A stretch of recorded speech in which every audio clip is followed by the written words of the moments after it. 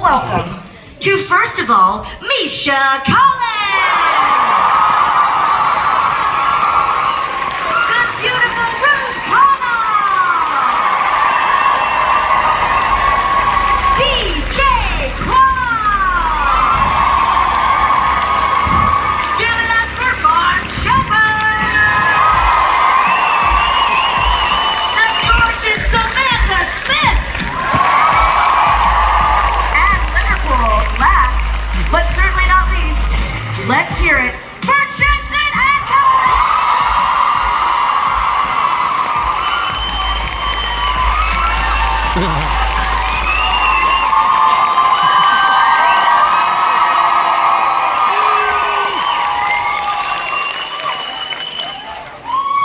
Nobody's mic is on. We're not Working. They're smart. My mic is cut off. They're smart. Hello. His mic will not be censored like that. Is anybody? Hello! You really want on? Hi. Yeah, mine's up. Am I on? Hello? Hello? Am I on? Not really. Hello? I'm on. Hello? Hello. Can you hear me in the back? Anybody there? They've never let us do this before. Hello? There's a reason. Jesus, take the wheel. And is ever watching Supernatural in the UK? You have to You have use a your microphone. microphone, Misha. This microphone's not working. This microphone. If you would just go off stage, that'd be great. Thank you. Security? Is mine working? Yes. Yes, Yeah, that you're sounds working. great. God, what a nightmare. I thought only Mark had a microphone, and it was like we were all going to be actually in hell up here. That's what it was like in hell. Yes. Liverpool, Only hear it one Crowley more had time a for this microphone. amazing cast of characters who we love.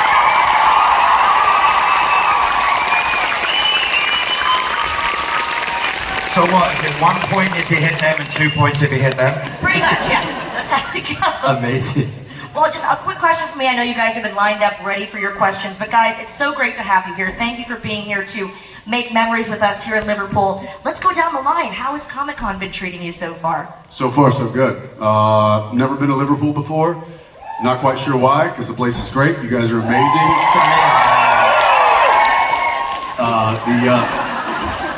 Hey, calm down. All right. It's it's beautiful to see the turnout. Again, this is the first time we've done, or first time I've done this event, and couldn't be happier. Thank you so much for turning up and giving us a reason to be here with you. So.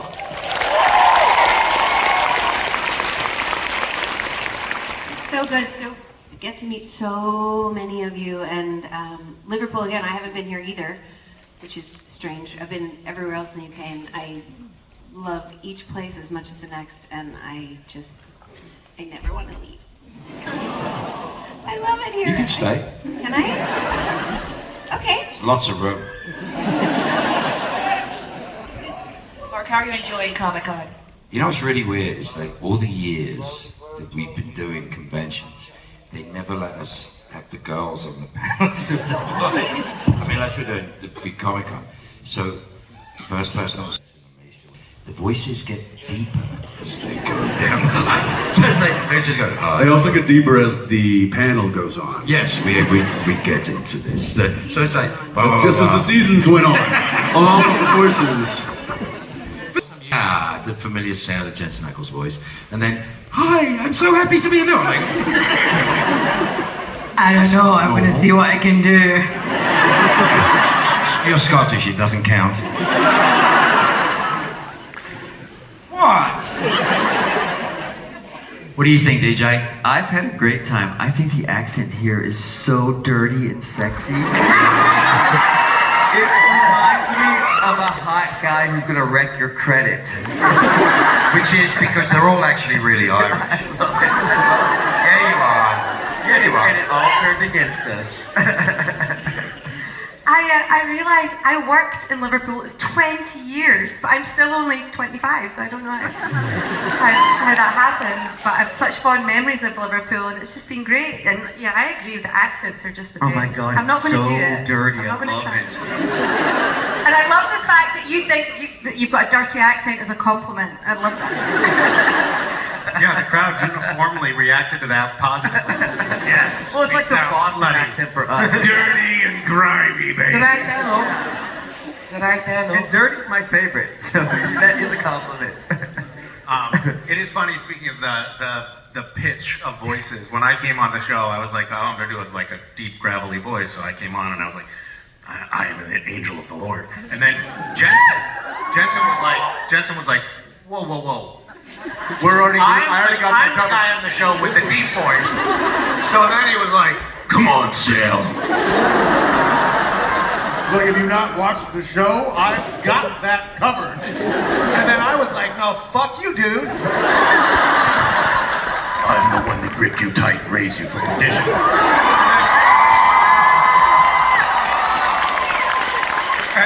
And then of course Mark comes on the show and he's like, hello boys.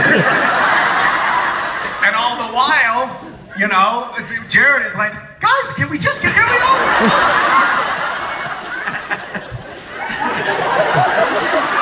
No, I have a story about that. I thought you were fucking with me because I'd never seen the show when I did the show. In rehearsal, you weren't doing that. You weren't taking it to that level. DJ, we were fucking with you. That's This whole thing has been fucking with me. No, but we rehearsed together. You had my first ever scene, and you did it in kind of your normal voice, and then you were like, and all of a sudden, and I'm like, is this guy fucking with me? The furniture starts. But you weren't. They put the four of us together, and it was like a disaster. You just see Bob go. How low can you go? Well, guys, I could fangirl up here, but we know that this is Monopoly events. We're by the fans, for the fans, so let's take it to the fans. What do you say? What are we going out to dinner now or what? Yeah, we're all going to dinner. All right, right. You buy him? Yeah, he will. Yeah. Let's go to microphone number 1 over here on the right. Hi, What's guys. your name? Where are you from? What do you want? Hi, I'm Rachel. I'm from Blackpool. I'm here with my mother. She's just sat over there. She can't come in and do a question because she's in a wheelchair. And the mic doesn't work with that. You're regretting that statement now. Every second you said it. I just want to say thank you all for being here. We all love you. Mark, we met you in Telford earlier this year, and the words you said just really made our day. And on all our darkest days, we always think of what you said then. But the question is actually for Jensen. Yeah, I'm sorry, you're talking about Mark? Yeah. Right, that's all. I agree. I did one of those. Who are you? I know. I don't even know you anymore. But when I'm not with you, I don't even know you. Well. here's the thing. You got to understand that I've been around a lot. I'm old. I've been around a long time. I will tell you this as a fact. I've never said this before. I realized very recently there are so many things that Supernatural taught me, as far as behavior, as far as work ethic, as far as just the way people learn how to come together to solve a problem. And I'm not just, you guys are a beautiful example. They really are a beautiful example. To have a group supporting what it is that we love and we support and we get into, and then having, you know, and that idiot building hospitals and bloody schools and whatever, saving people's lives. It's like... It's the family business. Yeah. Our family's about bickering, arguing, and killing people, which is way more fun. But the truth is the fact that this is a phenomenon for me. And Jensen told me many, many years ago about the decisions that they made when they were starting, and with Kim, and the stuff that was said with Kim, and how you guys made a decision of what your workplace was going to be and how you wanted it to be. And I'm telling you, I can be a grumpy bastard a lot of the time. They won't admit that. But the truth. Nobody's disagreeing. Sorry. But the truth of it is, as a man and as a human being, I owe so much to Supernatural and to you guys.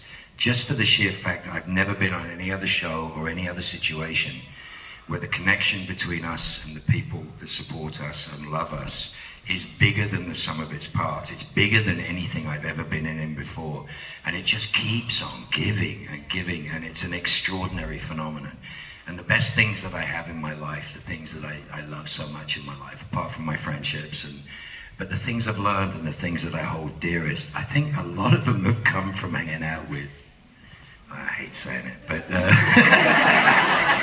some rather beautiful people who have been some wonderful examples of how to behave and how to solve problems and do stuff. And I love doing it. And it's just taken me a long time to realize just how special that is, because it's not normal. It's not on every set. It's not in every place.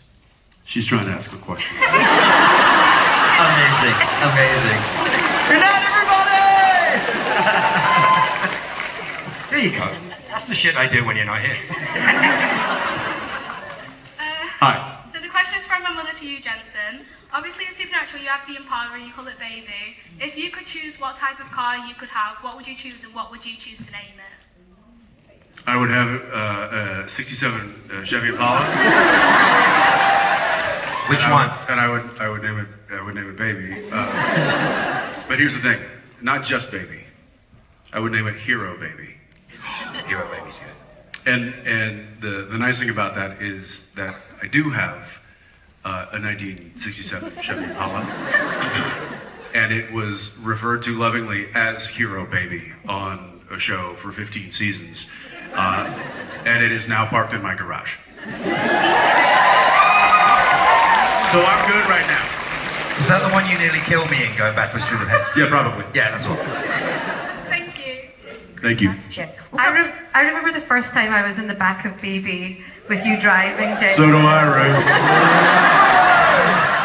I feel like you gave it extra revs. I feel like you gave it extra revs. I just got that like 10 seconds.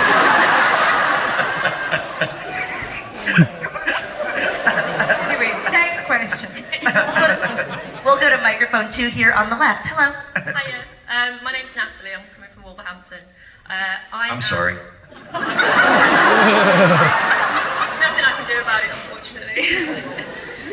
I'm in an amateur dramatics group. We do pantomimes every year, and I've learned so much from my fellow actors on stage, even though we're just basically asking about making each other laugh. You guys are all absolutely brilliant actors. What have you learned from each other from being on the show that ran for 15 years?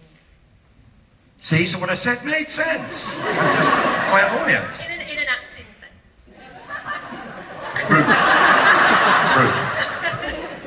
I learned from Jensen how to be on a set.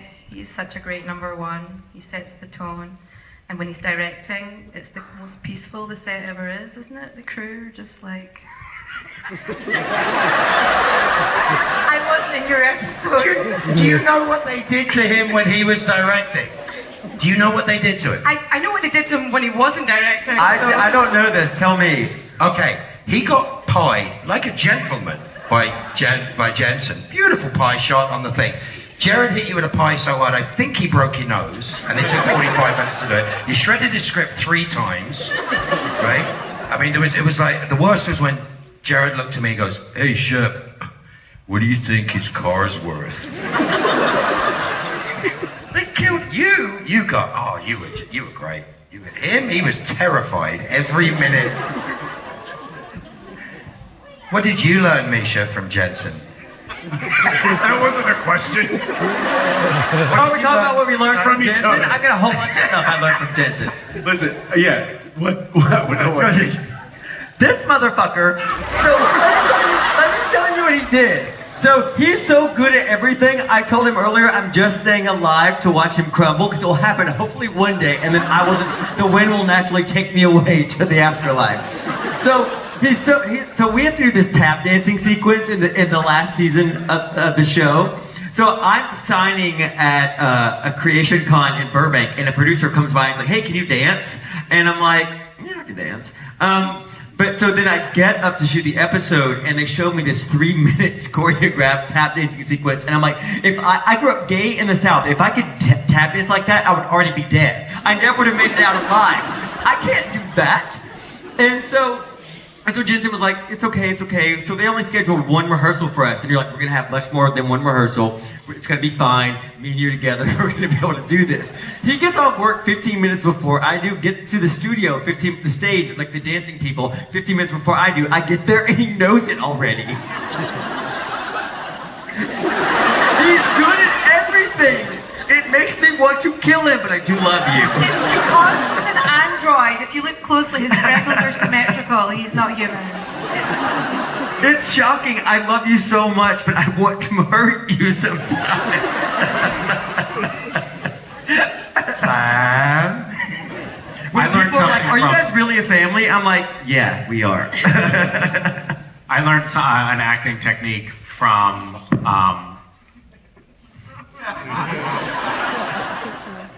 Dolly Dave. So he is the dolly operator. He pushed the cart that the camera operator was on. And actually, Jim Beaver set an example for me to try to follow on Supernatural. And that was, and by the way, he was just in Liverpool apparently. They wouldn't let him in the convention. He's right there. Jim, stand up. He went on the Beatles mystery bus tour. I saw. He's still there. So I had a problem because I was a green actor when I first got on the show. I had a problem that like whenever another actor in a scene would, for example, fondle my balls, I couldn't help but laugh. And Jared was almost in every scene we were in together. Like I'd look through the script first. Every time a new script came out, I'd skim through, being like, "Shit, there's another scene with Jared, because I knew he was just going to torture me, and I was constitutionally unable to not laugh when I was being fucked with. So I would watch Jim Beaver, and he was just a stone. It was incredible. I mean, obviously the man has no feelings, but. But it was an inspiration, and I was like, that's what I want to be like, even if I have to be lobotomized to get there. And then, but like 2 years went by, and I was still a mess.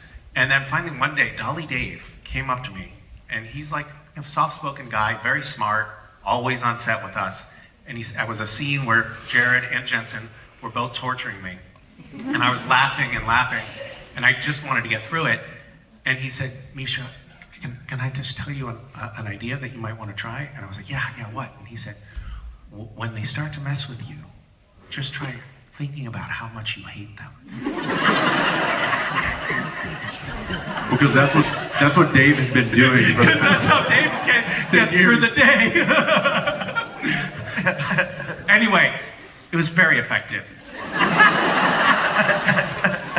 I will say just some real quick that I think that there's a reason that we're all still here talking about this particular project for as long as we have, and it's because, like you said, when you get surrounded by people that kind of elevate your game, you tend to stick with that because it just keeps making life that much sweeter. And this has been that situation for us for quite a long time, and that's why we're still sitting here on the couch together.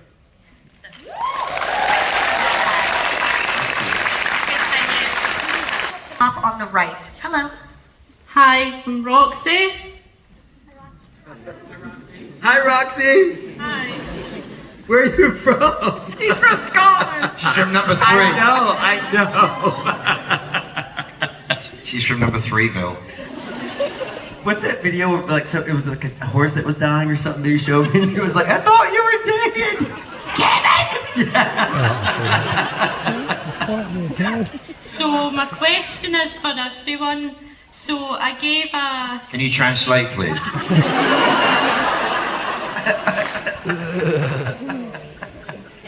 I gave a CD I made to Misha and Jensen, so I was wondering what's your favourite band or song? Hold on, Ruth, translate for us. What's your favorite band, I understand. or song? Song. I've got Scottish blood. It's just, I hear it. I can hear it. It's all the scotch you've been drinking. It might be all the scotch I drank. That's true. Although we just call it whiskey. Favorite band or song? Stop.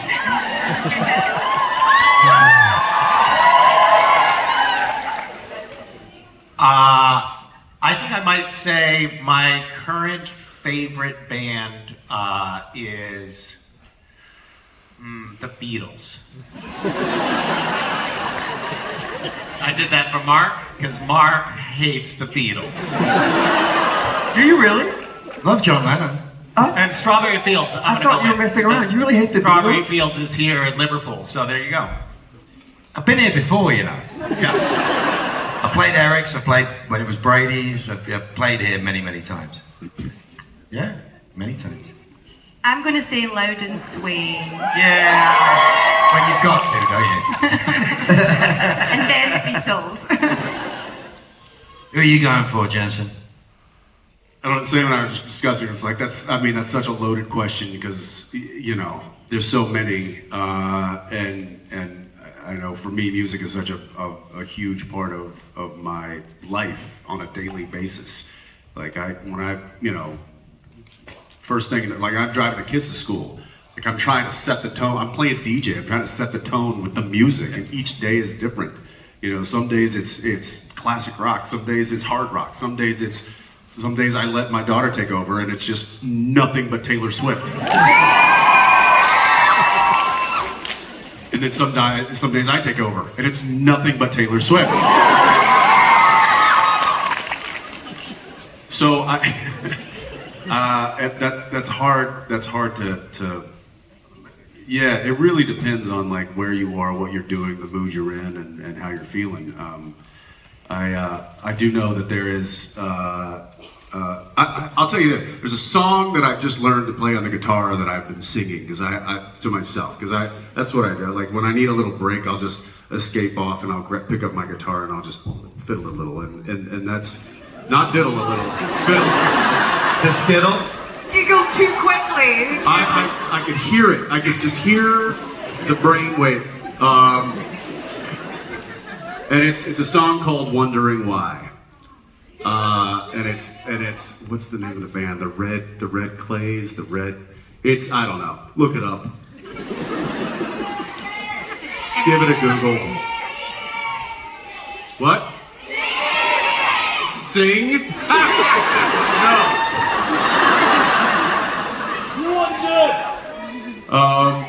Yeah, what about you? The first thing that comes to mind is I'm kind of crazy about Post Malone right now.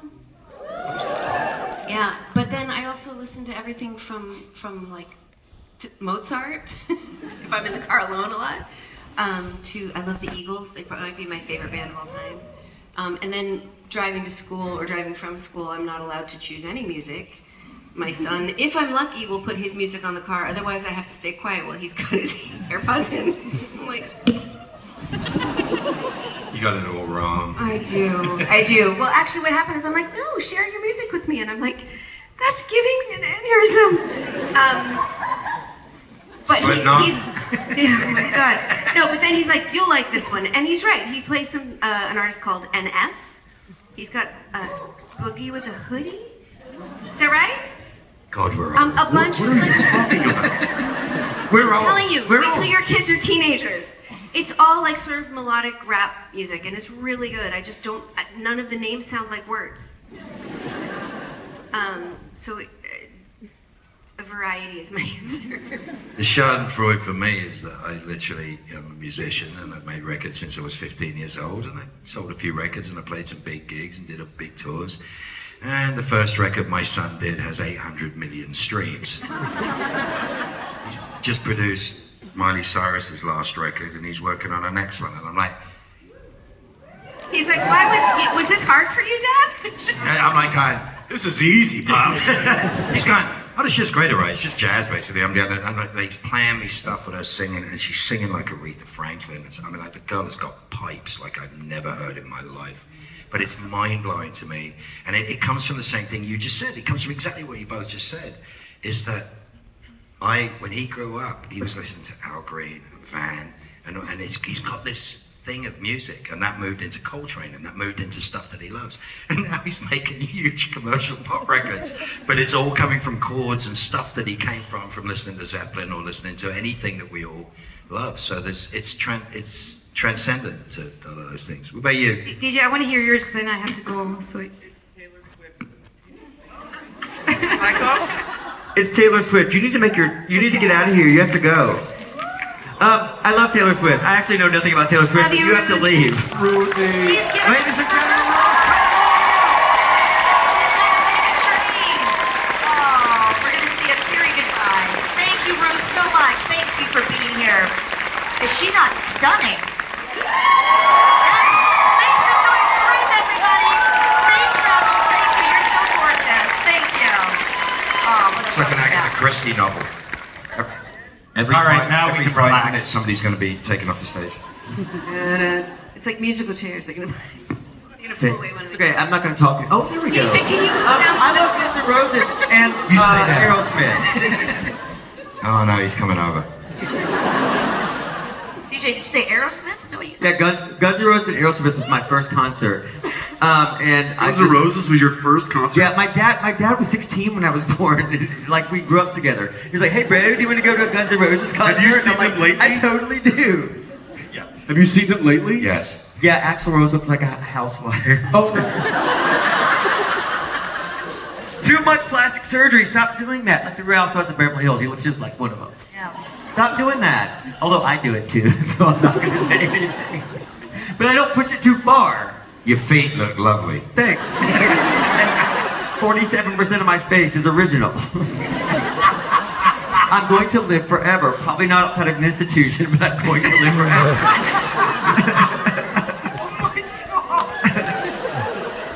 I'll visit you.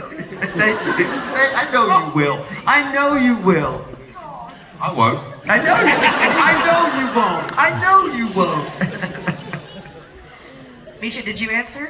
I did. Okay. I think you're afraid to ask any more questions. We're giggling too much. I can't even remember. Thank you, Roxy. We're going to go to microphone number 4 on the top left. Hi, my name's Nikita. I love you all, by the way. I just, You got so this. sorry, I'm so nervous. You got this, girl. You got you, you're good. Obviously, behind the scenes, there was loads of pranks. Was there ever a prank that you thought maybe you'd gone too far and you were going to get a call from producer in the morning? And if so, what was the prank? Everyone's looking in the same direction. How much is Misha's car worth? Is pretty close to. Oh, shit. Everyone looking at you. I mean, I would say one of my favorite pranks. It generally generated from Jared or myself, but every now and again, somebody got us back pretty good. And the one on the end of the couch down here was the recipient of quite a bit of probably harassment is more. And I happened to be out of this situation, so I was just simply an audience member. But Jared and Misha were playing this game. There was a game that was very popular on the phones years ago called Words with Friends, and it was Scrabble, effectively. And Misha thought Jared said, you want to make it interesting? Let's make it $100 a point. A point. If you win by 10 points, you'd owe $1,000. $1,000. I was like, no, because that could happen. You could lose by 10 points. I'm not going to give you $1,000. So he said, okay, how about $10 a point?